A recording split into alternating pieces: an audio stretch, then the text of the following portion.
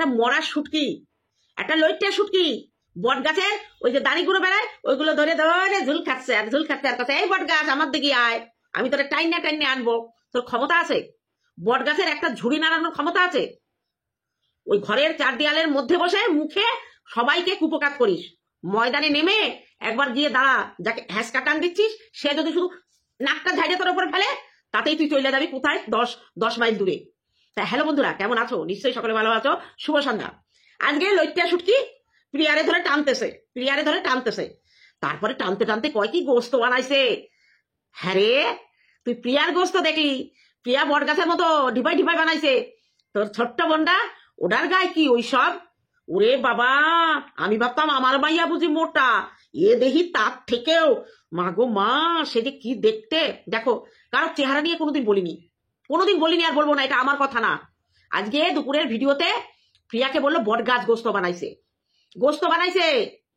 আর প্রিয়া হচ্ছে নেমোখারাম বেইমান, কারণ ও প্রিয়াকে টাকা দিয়েছে, তার বদলে ও চাইছিল প্রিয়া ওর নামটা বলুক, ওর চ্যানেলের নামটা বলুক, সবার কাছে সবার সামনে ওকে হাত জোর করে ধন্যবাদ জানাক।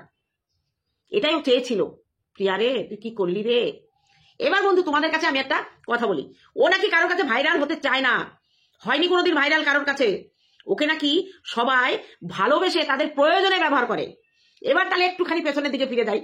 প্রিয়া, আজকে কিন্তু তোমাকে আমি একটা কথা, পুরনো কথা মনে করিয়ে দেবো, জানি তোমার মনে আছে কিনা। তোমরা সবাই জানো প্রিয়া একটা প্রজেক্ট করেছিল, স্বপ্ন উড়ান। সেখানে একটা ইমেল আইডিতে মেল করার কথা ছিল সবার, যে তোমরা যারা যারা দুস্থ আছো, যাদের ব্লগ চ্যানেল উঠছে না, তাদের জন্য আমি একটা প্রজেক্ট করেছি, সেখানে সবাই মেল করো। আমার যে মেল চেকিং টিম আছে, তারা তার বায়োডাটা দেখে যেখানে যাকে সিলেক্ট করবে সেই সব বাড়ি গিয়ে আমরা একটা দিন তাদের সঙ্গে কাটাবো, তাদের ভিডিওটা কমিউনিটিতে দেবো, তাদের চ্যানেলটা এপিসিআর অল থেকে এগুলো হবে, তোমরা একটুখানি ইয়ে করো। সেই জায়গায় জানো প্রথম মেলটা কার গেছিল? এই লইট্টে শুটকির। প্রিয়ার কাছে প্রথম মেল পাঠিয়েছিল প্রিয়ার স্বপ্ন উড়ানের প্রজেক্টের মেম্বার হওয়ার জন্য। তার দোতলা বাড়ি, তার বর চাকরি করে, সে কন্ট্রোভার্সি ক্রিয়েটার, তার ব্লগ চ্যানেলটাকে দাঁড় করার জন্য প্রিয়ার কাছে স্বপ্ন উড়ানের সাহায্য চেয়েছিল। প্রিয়ার যে টিম, সেই টিম প্রিয়ার আগে কাছে যাওয়ার আগেই সেটাকে রিজেক্ট করেছিল। কিন্তু রিজেক্ট করলেও প্রিয়ার তো সবকিছু দেখে। কিরে, ভাইরাল হতে যাসনি? এমনি তোর ব্লগ চ্যানেল দাঁড়িয়েছে। তোর প্রয়োজনে কেউ তোকে ব্যবহার করে না, তাদের প্রয়োজনে ব্যবহার করে। তারপরে হচ্ছে হলো মন্দিরা যখন পরকিয়া করে চারিদিকে গু গোবর ছিটিয়ে নিয়েছে, তখন মন্দিরার ডাকে সাড়া দিয়ে গেল। মন্দিরা নাকি ওকে পায়ে ধরে ডেকেছে, যে মানুষটাকে নিয়ে 1.5 বছর নোংরা ভিডিও করেছে, যে মানুষটাকে নিয়ে খিস্তি ছাড়া কথা বলেনি, সে ডাকলো, চলে গেল। জানে তো, অবশ্য যাওয়ার সময় মিথ্যা কথা বলে গেল যে ওখানে পরকীয়ার কোনো গল্প নেই, অত্যাচারিত নারী। স্টেশনে যখন দেখা হয়েছিল তখন পাশে একজন ছিল, বলেনি, কাউকে বলেনি। সি গ্রেডের একটা গল্প বলেছিল যে আমি অসহায় একটা নারীর পাশে দাঁড়িয়ে আমি ওকে সামলাতে পারছিলাম না, সবাইকে টুপি পরিয়েছিল। যখন ফ্ল্যাটে গিয়ে ওর সঙ্গে ছিল তখনও কিন্তু তৃতীয় ব্যক্তি ছিল। তাই এগুলো কি সি গ্রেডের গল্প না? সি গ্রেডের গল্প। আজকে সীমাকে নিয়ে বলতে বসেছে সি গ্রেডের গল্প ফেলেছে সীমা। ঠিক আছে, সীমা নয় লো স্ট্যান্ডার্ডের গল্প ফেলেছে। তোর গাবলাকে বল প্রমাণ করতে। এই খবর শুনিস নাই? 21 দিন কিংবা 27 দিনের প্রেমে গাবলার সঙ্গে ফোকলা নয়, ছোটবেলার প্রেম। অনেকবার ওরা মিলিত হয়েছে, বাড়ির লোক জোর করে সন্দীপের ঘাড়ে ঝুলিয়ে দিয়ে গেছে। এবং যাতে সন্দীপ ওকে রিফিউজ না করে, ওর মা চলে এসেছিল বিয়ের আগে মেয়েকে নিয়ে। কোথাও শুনেছো? বৈবাহিক সম্পর্ক দেখাশোনা চলে গার্জিয়ানদের। ছেলের পক্ষ মেয়ের বাড়িতে যায়, মেয়ের পক্ষ ছেলের বাড়িতে আসে। ছেলে অনেক সময় ছেলে মেয়েদের দেখা দেখি কখন হয়? মেয়ের বাড়িতে যখন ছেলের পক্ষ ছেলেকে নিয়ে দেখতে আসে, তখনই কিন্তু তারা নিজেরা দেখা দেখি হয়। তারপরে কিন্তু নিজেদের মধ্যে ফোন আলাপ যোগাযোগ এসব হয়। সবার আগে কিন্তু এই গাবলাকে নিয়ে গাবলার মা চলে গেছিল কার বাড়ি? সন্দীপদের বাড়ি। গিয়ে 5 দিন ছিল, পিসির বাড়ির উল্লেখ করে গেছিল, পিসির বাড়িতে যায়নি, বুঝতে পারিনি। প্রথমে ভেবেছিল এটাই পিসির বাড়ি, কিন্তু যখন জানতে পারলো তখন তো ওখান থেকে গিয়ে ননদের বাড়ি থাকতে পারতো। মা থাকেনি। ওই বাড়িতে 5 দিন মেয়েকে নিয়ে কি করছিল? তখন সন্দীপের মাকে টেস্ট করা হয়ে গেছে, সন্দীপের বাবাকে টেস্ট করা হয়ে গেছে। সন্দীপকে তো দুজনে মিলে টেস্ট করেছে, মা মেয়ে। আগে মা করেছে, তারপর মেয়ে করেছে। বলবো তো একথা বলবো। ও যেমন বলে সীমার সঙ্গে সন্দীপের, সীমা নাকি আগে টেস্ট করে তারপরে তার মেয়েকে দিয়ে টেস্ট করিয়েছে, তেমনি ওই গাবলার মা আগে টেস্ট করেছিল, তারপরে গাবলা টেস্ট করেছিল। তারপর একটা বাচ্চা হয়েছে, বাচ্চা হওয়ার আগে অব্দি টের পায়নি। সন্দীপ অক্ষম, কত গল্প আমাদের কাছে। 3rd গ্রেড স্টোরি এটা, C গ্রেডের স্টোরি এটা। মানুষকে তুমি বলবা, আর মানুষ বললে সেটা C গ্রেড হয়ে যাবে, তাই না? সীমা গেছিল সন্দীপের ছেলেকে নিয়ে তাদের সঙ্গে কোর্টে, বলেনি কেন? এই তুই কি রে, কোথাকার চুল, তোকে বলতে হবে। তুই বলেছিলি তোর ভিউয়ার্সদের, তুই যখন মন্দিরা দেখেছিল গিয়েছিলি, তুই ভিউয়ারদের বলে গেছিলি? মৌয়ের মিটআপে গিয়ে হোটেলে গিয়ে ওদের সঙ্গে দেখা করেছিলি, বলে গেছিলি? প্রয়োজন যখন হবে বলবে। তুমি তোমার জায়গায় তুমি খেলে যাবা, আর লোকের প্রশ্ন ধরার সময় তোমার বড্ড কাঁদুনি। এবার বলি প্রিয়াকে বলছে ঢেবনি, ছেসরি, তারপরে আসামির বউ। প্রিয়া নাকি কাউকে ভাইরাল করেনি। দেখ, কমিউনিটিতে দেওয়ার দায়িত্ব প্রিয়ার। ভাইরাল কিন্তু প্রিয়া করতে পারে না, ভাইরাল যে যার নিজের ইয়েতেই হয়। যেমন তুই, তোর কন্ট্রোভার্সি চ্যানেল, ব্লগ চ্যানেল, মন্দিরার দয়ায় উতরে গেছে, ওরকম সবার। প্রিয়া কারোর উপকার করে না, তোকে মনে করিয়ে দিই। ওর খামার বাড়িতে এসেছিল একজন, ওর বাড়িতে এসেছিল, প্রথমে বাড়িটা বলি না, খামার বাড়িতে এসেছিল। ওর বাড়িতে এসে তাদের সেই বউটাকে কমিউনিটিতে দিয়েছে, কিন্তু কমিউনিটিতে দেয়া তার পছন্দ হয়নি। তার চ্যানেলের নাম বলে তাকে নিয়ে ভিডিও করেনি কেন? তার চ্যানেলটাকে কমিউনিটিতে দিল, এত বেইমান বাড়িতে গিয়ে নেগেটিভ ভিডিও শুরু করলো। সেও গিয়ে ওই দালালের কমেন্ট বক্সে গিয়ে কমেন্ট করো, অথচ প্রিয়া তাকে কমিউনিটিতে দিয়েছিল। এর মধ্যে কলকাতা থেকে না কোথা থেকে মা মেয়ে এসেছিল, তারা নেমে, কলকাতা না কোথা দিয়ে, তারা নেমে গাড়ি ভাড়া চেয়েছিল প্রিয়ার কাছে, যে আমি অনেক দূর থেকে এসেছি, আমার কাছে গাড়ি ভাড়া নেই। প্রিয়া গাড়ি ভাড়া দিয়েছিল, রাতে থাকতে দিয়েছিল। অচেনা মানুষ, আমরা হলে তো রাতে থাকতে দিতাম না, চিনি না, শুনি না। ভিউয়ার্স বলেছে অনেক দূরের, কোনোদিন কোনো যোগাযোগ নেই, হঠাৎ চলে এসেছে। তার বাড়িতে 2 দিন 3 দিন থেকে যাওয়ার সময় তার হাতে টাকা দিয়ে দিয়েছে। উপকার করেনি, তাই না? ব্লগগুলো দেখিস না তো, তুই না দেখে ভিডিও করিস। পাড়ায় কার বিয়েতে ওর উপরে লেপ, তসক, বিছনা চাদর, খাট সাজানো সবকিছু চেয়েছিল, প্রিয়া দিয়েছে। কারণ বিয়ের শাড়ি চায়, দিয়েছে। কত দেখাবে ব্লগে, ওর ব্লগগুলো খুঁজে খুঁজে দিয়ে দেখ, তোকে দেয়নি, এটাই তোর দুঃখ। আর সেই জন্য প্রিয়াকে নিয়ে বলতে বসে গেছিস। একটা শিশু অসহায় থ্যালাসেমিয়া রুগী, তাকে টাকা দিতে তুই বারণ করছিস, বলো তাকে টাকা দিও না। কারণ তুই ভাবছিস আরে প্রিয়া সব তুলে নিয়ে গেল, আমার জন্য আর কিছু রাখলো না। আজকে তুই বলতে বসেছিস প্রিয়ার টাকা নেয়া, অথচ ওই টাকা নিয়ে তুই সবকিছু করেছিস। তুই তো অসুস্থতার জন্য টাকা নিসনি, ভিক্ষে তো চেয়েছিস। তুই যখন ভিক্ষে চেয়েছিস, সে যখন তার সন্তানের জন্য ভিক্ষে করছে, তোর এত গায়ে লাগছে কেন? আবার অনেকে গিয়ে দেখলাম প্রিয়াকে বলছে আমি তোমাকে টাকা দিয়েছি, ফেরত দিয়ে দাও। তো প্রিয়া, আমি একটা বলবো, আগে ওই ডাইনির টাকাটা আগে ফেরত দাও, দিয়ে যারা তোমার কাছে টাকা ফেরত চাইছে, হোয়াটসঅ্যাপে তাদের তো নাম্বার আছে, হোয়াটসঅ্যাপে তাদের প্রমাণটা দিতে বলো যে তুমি কত টাকা দিয়েছো, তারপরে তাদের টাকা ফেরত দিও। আর কতজন টাকা ফেরত দিচ্ছে, আমরা না হয় আরেকবার করে তোমাকে দিয়ে সেটা ভর্তুকি করে দেবো, দিয়ে দাও তাদের ফেরত। কত বড় জানোয়ার মেয়ে ছেলে না হলে এই ধরনের কথা বলে যে তোমরা টাকা দিও না, টাকা তোকে দেবে। তোর যে মানে চড়া নদীতে বান আসবে না কোনোদিন, তুই জানিস ভালো করে। অথচ সেই চড়া নদীতে বানের ফাঁদ পেতে তুই লোকের কাছ থেকে টাকা নিয়েছিস, তোর সেই এক্সরে প্লেট দেখিয়ে দেখিয়ে ভিউ কামিয়েছিস। তুই লোককে বলতে বসেছিস। আজকে সীমা কেন বলেনি? কেন বলবে? সীমা তো ব্লগিং করে না, সে করে কন্ট্রোভার্সি করে। আর সন্দীপ বলেছে বিশেষ একজন, নিশ্চয়ই সীমার নিষেধ ছিল যে এখনই আমি আসবো না। আর সত্যি কথা, সীমা যদি আগে থেকে বলে দিত না, এই প্ল্যানিংটা খাটাতে পারতো না। ওরা বুঝতে পারেনি গাড়ির মধ্যে সীমা আছে, ভেবেছে ড্রাইভার না হয় অন্য যে কোনো একজন গাড়িতে আছে কিষাণুকে নিয়ে, এমন কিছু অসুবিধা হবে না। আর সত্যি কথা, একজন আমাকে কমেন্ট করেছে, দিদি ও তো ছেলেকে নিতে চায় না, তা তোমরাই বলো, তাহলে আবার ও নিতে আসবে কেন? ও ছেলেকে নিজের কাছে রাখার জন্য আসেনি। ও কি জন্য এসেছিল জানো? ওই কিষাণুকে যে কোনো একটা হচাপচা করিয়ে সন্দীপ আর সীমার ঘাড়ে দোষ দিয়ে দেবে যে ও ছেলেকে উপযুক্ত ভাবে রাখতে পারছে না। এটা আমি আগের ভিডিওতেও বলেছি। এবার বলছে দেখো, এই ঢেবনিটা বললো প্রিয়া নাকি তার ছেলের অসুস্থতা সামনে রেখে পয়সা কামাই করছে আর ফুর্তি করছে। আচ্ছা বন্ধুরা বলো তো, প্রিয়ার ছেলের থ্যালাসেমিয়া রোগ আছে, কে না জানে? প্রত্যেকটা মানুষ জানে। তাহলে সেই মানুষগুলো তো তাকে, তার ছেলেকে দেখে টাকা দিয়েছে। তাহলে তুই কেন টাকা নিতে বসেছিলি? তোর কারণটা কি ছিল? তুই হুড়কো খেয়েছিস, কণিকার কাছ থেকে হুড়কো খেয়েছিস। সেই হুড়কো টেনে বের করার জন্য উকিলের রেখেছিস। প্রথমে তো বলছিলি নিজেই ওকালতি করবি, কোথায় গেল? ওকালতি করতে পারলি না, সুপ্রিম কোর্টের নিজে গিয়ে দাঁড়াতে পারলি না। অথচ দেখ, তুই সেই টাকা তুলে ভিক্ষের টাকায় তুই ফুর্তি করছিস। প্রিয়া তার ব্লগিং এ যে ইনকাম হয় সেটা দিয়ে তার সংসার চলে। তার থেকে টাকাও এক্সেস ছেলের জন্য রাখছে এবং এতদিন খরচ করছে। একবার একটা হ্যামক পরিমাণে টাকা লাগবে, তাই প্রিয়া ক্লিয়ার করে দিয়েছে। নইলে ও তো প্রথমে ভেবেছিল পরে করবো, ও ভেবেছিল 2 বছর পরে ইনকাম করে গুছিয়ে নিয়ে তারপরে করবে, কিন্তু ডাক্তার বলেছে ইমিডিয়েট যত দেরি করবে তত নাকি সাকসেসের পার্সেন্টেজটা কমে যায়। আবার অনেকে যারা বলছো যে এমসে করলে 1 পয়সাও লাগে না, কেন করছে না? কেন প্রিয়া এমসে করছে না? কেন এই নার্সিং হোমে করছে? কারণ এমসের যে কর্ণধর, সেখানে ওদের তো ম্যাচিং হয়েছে 50%, ওর বাবা মায়ের সঙ্গে 50% ম্যাচিং হয়েছে। এমস কখনো 50% ম্যাচিং এ করে না অপারেশন। বাবা মায়ের বোন মায়ের সঙ্গে যদি বাচ্চার 50% ম্যাচিং হয়, ওরা অপারেশন করে না, হাতই দেয় না। ওরা 90% কিংবা 100% না হলে করে না, তবু সেখানে গ্যারান্টি হচ্ছে 80% কিংবা 70%। আর প্রিয়া যেখানে করাচ্ছে ওরা 50%ই করে, আর সেখানে 90% গ্যারান্টি আছে। তাহলে প্রিয়া কেন এমসে যাবে না? আচ্ছা বলো তো আমাদের সন্তান হলে আমরা কি করতাম?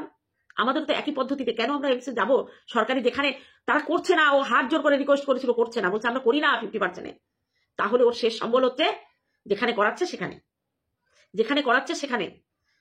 সে, আমরা বলেছি তাকে কিউআর কোড দাও। একজন নষ্টামি করে, নোংরামি করে কিউআর কোড দিয়ে টাকা তুলে ফুর্তি করছে, সে যদি টাকা নিতে পারে, তোমার ছেলে তো ন্যায্য অধিকার। আমরা তাকে ভালোবাসি, তার সুস্থতা কাম্য করি, আমরাই বলেছি। আরে ঢেরনি, তুই আগে টাকা দিয়ে তুই প্রচার করেছিস, আমরা করিনি? আমরা কবার শুনিয়েছি? কবার প্রিয়াকে ভিডিও করে বলেছি প্রিয়া কৃতজ্ঞতা দেখাও? কে তোমার চ্যানেল প্রমোট করলো, কে টাকা দিল? আর হাজার হাজার লাখ লাখ মানুষ টাকা দিচ্ছে। প্রিয়ার দাবি তো সর্বোচ্চ 50 টাকা, হাজার 10 লাখ উঠেছে, কম লোক দেয়নি। তাহলে সবাইকে তো ভিডিওর মধ্যে বলে দিচ্ছে। যারা এই সময় আমার পাশে দাঁড়িয়েছে তাদের প্রত্যেকের কাছে আমি কৃতজ্ঞ। নাম ধরে ধরে চ্যানেল বলে প্রমোট করবে, তাই না? কজন ক্রিয়েটার আমরা টাকা দিয়েছি? ভিউয়ার্সরাই তো বেশি দিয়েছে। খুব জ্বলন ধরেছে। তুই টাকা দিয়েছিস, বারবার লোককে শোনাচ্ছিস তুই একা দিয়েছিস, আমরা কেউ দিইনি। যখনই কমিউনিটি পোস্ট দেখেছি তখনই টাকা দিয়ে দিয়েছি। সেই সঙ্গে পোস্টটাকে শেয়ার করেছি অফিস থেকে আসার পরে রাতে। বুঝতে পারলেই একবারও বলিনি কত দিয়েছি, কখন দিয়েছি। দরকার হলে আরো দেবো, 1 মাসে কম খাবো, কষ্ট করে চলবো 2 মাস, দরকার হলে আরো দেবো। অসুবিধা কি আছে তোর? আমার আত্মীয় স্বজন, বন্ধু বান্ধব, আমাদের অফিসের মধ্যে সমস্ত জায়গায় ছড়িয়েছি, প্রত্যেকে দিয়েছে। দিদি দিয়েছি, হোয়াটসঅ্যাপে আমাকে স্ক্রিনশট পাঠাচ্ছে। দেখো, এগুলো পাঠিয়ে লাভ নেই। কটা স্ক্রিনশট দেখিয়েছি এখানে? প্রিয়া জানে, প্রিয়াকে একবার করে হোয়াটসঅ্যাপে পাঠিয়েছি, এরা দিচ্ছে, এরা দেবে, প্রিয়ার সঙ্গে কথা বলেছে তারা। কই, এগুলো তো ভিডিওতে কোনোদিন বলিনি, আজকে বলতে বাধ্য হলাম। কই, আমি তো কোনোদিন বলিনি ভিডিও করে প্রিয়া তুমি অকৃতজ্ঞ তুই। প্রত্যেকটা জায়গায় প্রিয়ার বাড়িতে গেলে কেউ যদি বলে আমি থাকবো, অবশ্যই সে বলে যে থাকো। থাকতে না চাইলেও বলে, খাবার খাইয়ে দেয়।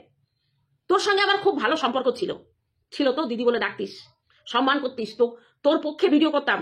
তুই তখন মায়ের দরজা দিয়েছিলি। তোর বর ফোন করে বলতো দিদি গীতাদি ভিডিও ছেড়েছে, দেখেছো না? তো দেখো তোমার জন্য যারা বলে সবার থেকে সেরা বলে গীতাদি। তোর কাছেই কথাগুলো শোনা। আমার মনিটাইজেশন হওয়ার আগে আমি চ্যানেলটাকে একটু চেক আপ করতে চাইছিলাম যে আমার চ্যানেলটা ঠিক আছে কিনা। তোকে বলেছিলাম একটু দেখে দিবি। তা তো জন্মদিনে নেমন্তন্ন করেছিলি, তা আমি তো যাবো। তা দিনের দিন হয়তো ঝামেলা থাকবে, আগের দিন রাতে যদি যাই, তুই আমার চ্যানেলটা একটু দেখে দিই। না দিদি, অসুবিধা আছে, এই বাড়িটা আমার না আমার শ্বশুর শাশুড়ি, তার পারমিশন লাগবে।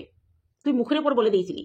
তারপরে আমি যেতে চাইনি, মনটা ভেঙে গেছিল, খারাপ লাগছিল যে কি ধরনের আমার বাড়িতে কেউ আসতে চাইবে, আমি ওইভাবে বলবো।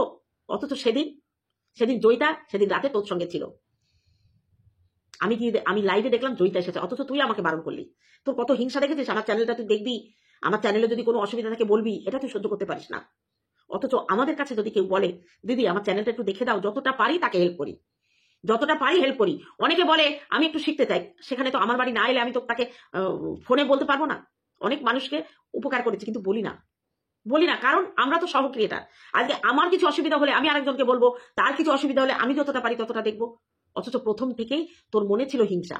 তুই চাস না কারোর সঙ্গে কোনো কিছু শেয়ার করে তার উপকার হোক, কোনোদিন চাস না।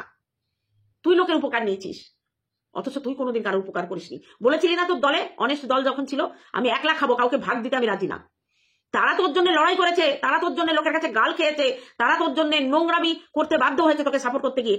অথচ তুই বলেছিলি আমি কাউকে ভাগ দিয়ে খেতে রাজি না। তোকে নিয়ে ভিডিও করতো, তুই দেখতিসই না। তোকে তোর ভাই বলতো একটু দেখেন আপনাকে নিয়ে কত সুন্দর ভিডিও করেছে। এরকম মানসিকতা তোর। নেমো খারাম তুই। তুই এখনো ভিডিও করতে গেলে মন্দিরাকে বলিস তোর কাছে আমি 100 টাকা পাবো, তোকে আমি কেক খাইছিলাম। কত ছোট লোক তুই দেখেছিস? অথচ তোর কর্মসংস্থান মন্দিরা করে দিয়েছিল। তোর ব্লগ চ্যানেলটা যে দাঁড়িয়েছে না, অবশ্যই এখন ভিউ কমে গেছে, যতটুকু করেছিস মন্দিরার দৌলতে। দেখ আমরা ইয়েকে নিয়ে কি বলে আমাদের সন্দীপকে নিয়ে ভিডিও করি, সন্দীপ কিন্তু একটা এসে কমেন্টও করে না, আমাদের তাতে দুঃখ নেই, কাউকে কমিউনিটিতেই দেয় না, তাতেও আমাদের অভিযোগ নেই, কারণ আমরা ভিডিও করে আমাদের নিজেদের ভিউ আমরা নিজেরা কামাচ্ছি। অথচ দেখ তোকে গাবলা কমিউনিটিতে দেয়, তোদের এসে কমেন্ট করে। বুঝতে পারলি? তাহলে বস, তোদের কোথায় অকাত আর আমাদের কোথায় অকাত? হ্যাঁ, সীমা সন্দীপের পরিবারের সঙ্গে জড়িয়ে গেছে একটা সম্পর্ক, নিজের ভাই ডেকেছে, ভাই হচ্ছে সন্তানের মতো, তার সঙ্গে তুই শুয়ে দিয়েছিস, তাই না? এটাই পারিস, তোর এটাই অকাত। তুই যখন পারিস না ক্রিয়েটারদের সঙ্গে, তখন তাদের সন্তান নিয়ে, তাদের পরিবার নিয়ে তুই নানান রকম কথা বলিস, এটাই হচ্ছে তোর অকাত। আজকে প্রিয়াকে যে ভাষায় তুই কথা বললি, তোর স্বার্থে আঘাত লাগলে তুই কাউকে ছাড়িস না। এবার বলি মন্দিরার কথা। প্রিয়ার বাচ্চার অসুস্থতা নিয়ে নাকি ও একটা কথাও বলেনি। তুই বলেছিস না অসুস্থ ছেলেকে সামনে রেখে ভিউ কামাচ্ছে, বলিসনি তাই না? সেই টাকা তুলে ফুর্তি করছে, এটা তো তোর বলা কথা, তুই বলিসনি কিভাবে? এবং তুই ডাইরেক্ট বলছিস যে কেউ ওকে টাকা দিবা না, যে টাকা দিতে চেয়েছ সেই টাকায় তারা ফুচকা খাও, সিঙ্গারা খাও, এইসব বলে যাচ্ছিস। তোর খুব অহংকার, তাই না? খুব অহংকার। আজকে কণিকা উজ্জ্বলকে যেভাবে তুই আক্রমণ করেছিলি, ঠিক সেম আক্রমণ তুই প্রিয়াকে করছিস, সন্দীপকে করছিস, এমনকি মন্দিরাকেও করছিস। মন্দিরা রাস্তায় হাঁটলে নাকি ওকে বলবে যে মেয়েটা চরিত্রহীন মেয়ে, পালিয়ে গেছিল, কবার পালিয়েছে। তা সেই চরিত্রহীন মেয়েটার কাছে গিয়ে তাকে কাঁধে রেখেছিলি কেন? তার সঙ্গে ভাত খেয়েছিলি কেন? তাকে কেক খাইয়ে দিয়েছিলি কেন? তখন খুব তার পাদের সুগন্ধ বেরোতো তখন, তাই না? আর প্রিয়াকে নিয়ে তুই ভিডিও করিস নি, শেষে যে কটা করেছিস পজিটিভ মনে করে দেখ, চ্যানেলটা গিয়ে ঘুরে আয়। এই আয়ুষের অসুস্থতা নিয়ে তুই বারবার ভিডিও করেছিস।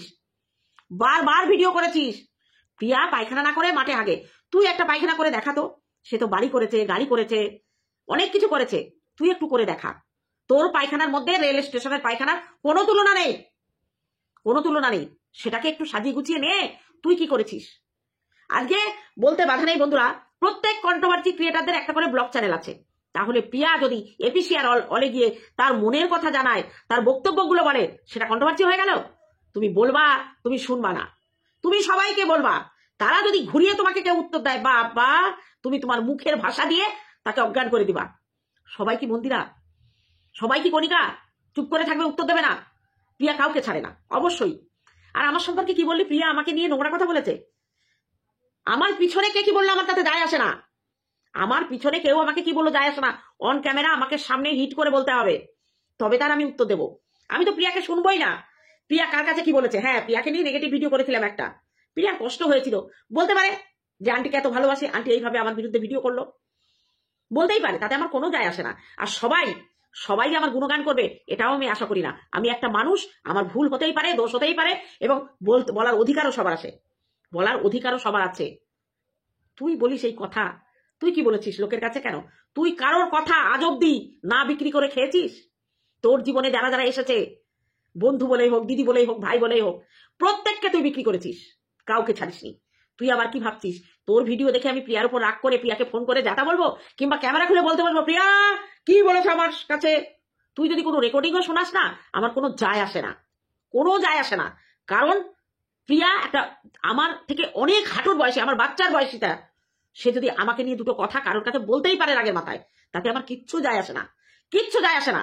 সন্তানরা মায়ের উপর রাগ করলে মাকে বলতে পারে না, ভাই বোনের মধ্যে আলোচনা করে, দেখ মা আমাকে এই কথাটা বললো, দেখ মাকে ঠিক করেছে, সে তখন বলে যে না মায়ের এটা ঠিক করেনি। কিন্তু তারা এসে মাকে কোনোদিন বলতে পারে না যে তুমি এটা ভুল বলেছো। তাদের মনের কষ্টটা আরেকজনকে শেয়ার করেছে, সে সযত্নে রেকর্ডিং করে রেখে দিয়েছে। এই যে রেকর্ডিং করা মালগুলো হচ্ছে খতরনাক। আমার কাছে তো কত লোক কত কথা বলে, ওই আমি কারোর কল রেকর্ড করি না, হোয়াটসঅ্যাপে ভয়েস রেকর্ড পাঠায়। আজ অব্দি আমার চ্যানেল থেকে কেউ শুনেছে যে কারোর একটা রিভিল করেছি আমি? না। ওই চরিত্রের মানুষগুলোকে আমি ঘৃণা করি, যে মনের কথা যদি কেউ বলে সেটাকে কল রেকর্ড করে পরবর্তী সময় ঠিক জায়গা মতো ছেড়ে দেয়া, এদের আমি পছন্দ করি না। বুঝতে পারলি? যতই চেষ্টা করিস, আমি প্রিয়ার উপরে রাগবো না, রেগে যাব না, এবং প্রিয়াকে কোনো নোংরা কথাও বলবো না, কারণ এখন তার সময় খারাপ যাচ্ছে। সে যদি কাউকে কিছু বলেও থাকে, সেটা যদি আমি শুনেও থাকি, আমার কিচ্ছু যায় আসবে না, কারণ যে যার হিম্মত থাকবে সে সামনাসামনি বলবে। বোঝাতে পারলাম? আজকে প্রিয়া নাকি তার বাচ্চার অসুস্থতা বিক্রি করছে, চোখ টিপে টিপে জল বেরোচ্ছে। সন্তান নেই তো তাই এই কথা বলতে পারলি, যাদের সন্তান আছে তারা কখনো এই কথা বলতে পারবে না।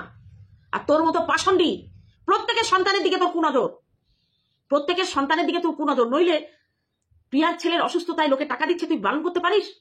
প্রিয়া হাজার অন্যায় করুক, হাজার অন্যায় করুক, এই সময়টায় অন্তত ওর ছেলের অসুস্থতা নিয়ে তোর কথা বলা উচিত। তুই সেটাও বললি যে ছেলের অসুস্থতাও বিক্রি করছে। তুই কিসের জন্য বিক্রি করেছিলি রে? তুই কি বিক্রি করেছিলি? তোর কোর্ট কাছারি বিক্রি করেছিলি, তাই না? কোর্ট কাছারি বিক্রি করেছিলি। তুই তোর পোষ্যটাকে বিক্রি করিস বারবার, তোর স্বামীকে বারবার বিক্রি করিস, তোর শ্বশুর বাড়ির কেচ্ছা বারবার বিক্রি করিস। তুই ভালো বৌমা না, তোকে ভালোবাসে না কেউ, তোকে মর্যাদা দেয় না। কেন বলিস এগুলো? এগুলো বিক্রি করা হয় না? কেন শ্বশুর শাশুড়ি তোর মুখ দেখে না? সেগুলোও তুই বিশ্লেষণ করতে বলিস, আজকে থেকে না। নিজের চ্যানেলটাকে দাঁড় করানোর জন্য তুই কি না করেছিস, কত শেষরামি বল।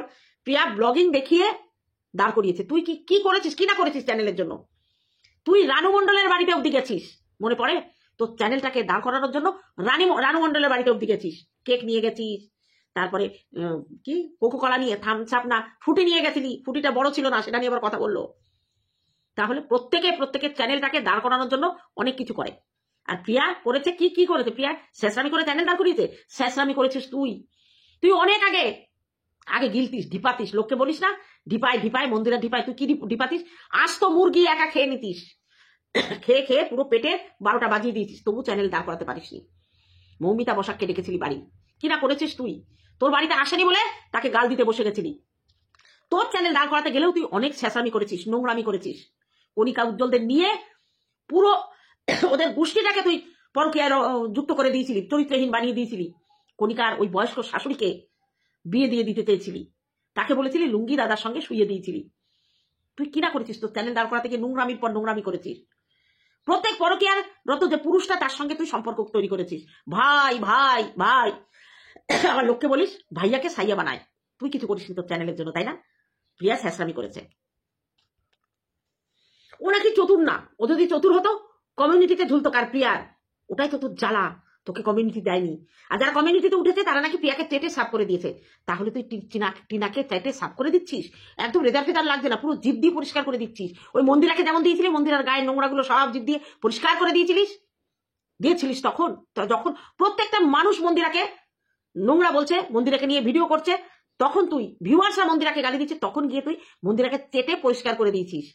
আর তুই নাকি চাটিস না, চাটা মাল হচ্ছে অন্য সবাই। তুই যে কোথায় কোথায় চাটিস সব তো খবর আসে না, যতটা খবর আসে তাতেই তুই কি বলবো তোকে। আর ও নাকি সত্যবাদী যুধিষ্ঠির বংশধর, ও মিথ্যা কথা বলে না। তাহলে কেন বলেছিলি স্টেশনে কেউ ছিল না, মন্দিরে একা ছিল? কেন বলেছিলি ফ্ল্যাটে কেউ ছিল না, মন্দিরে একা ছিল? তুই কি একা দেখেছিস?